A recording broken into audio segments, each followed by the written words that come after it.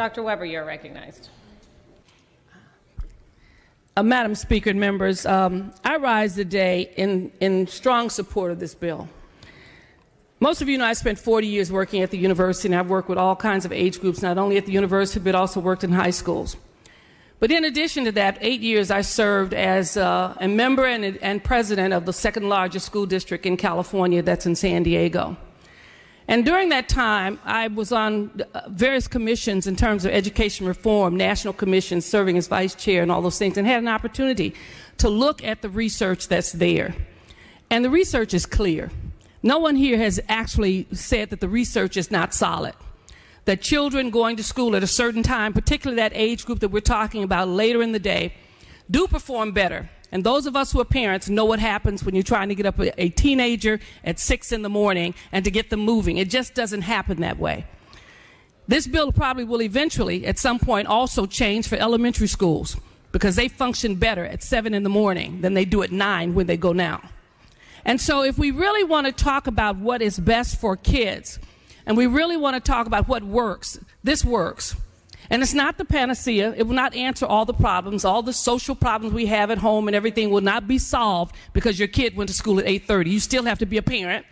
You still have to have some guidelines and structure in your household. You still have to teach them some values. But this helps. This helps immensely. And I can tell you that when we looked at it in San Diego, our greatest obstacle were parents.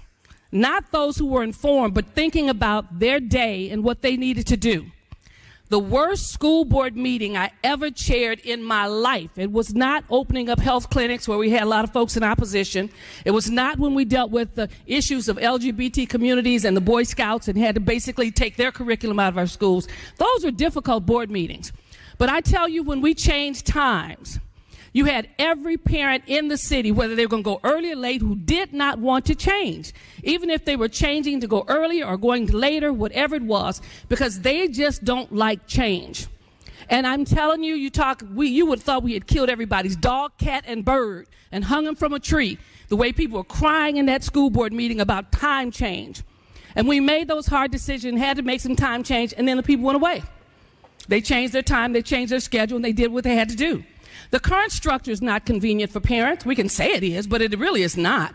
If you've got a kid going to school at 7 in the morning, that's not convenient. And if your elementary school child is going at 9, you really need to supervise them before they go to school. And you have to be there at 8. So let's be real about being a parent. These schools are not designed really around us. We then structure our lives around them. So when we start talking about what is good, we need to basically make sure that we're really thinking about what's going to be beneficial for our children, what will help them to basically embrace school, and what the research is saying. I talked to the speaker, and he was the author of the bill, and he was telling me, oh, this is great. You know, we're getting them with that, and this will push the issue, and this will put the issue, because he's looking at all the studies, the RAND studies, and all these things that are there. And I said, but listen here, this will be killed by ignorance. It will be killed by fear of those who don't want to change, who are afraid of change, who reject the information, even though they have not issued an argument on this floor against the validity of the research that's there. So, and you can say, well, let the locals do it. I can tell you the locals won't do it because they will be in this board meeting with everybody screaming and hollering about their schedule and their time, as well as the fact that if you're going to do it in a district, you need to do it district-wide so that you match other districts in terms of the activities and things that go on. There's some things that just don't work well when you have all these different districts and schools making different time changes.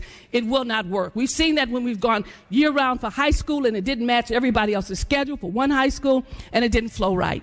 So I just simply want to let you know that if you can wrap your mind around the fact that this is research that is valid, that it helps kids, that it's solid, and yes, there may be some angst initially, but once people work into the schedule, like everything else, it flows. And this has been proven to work.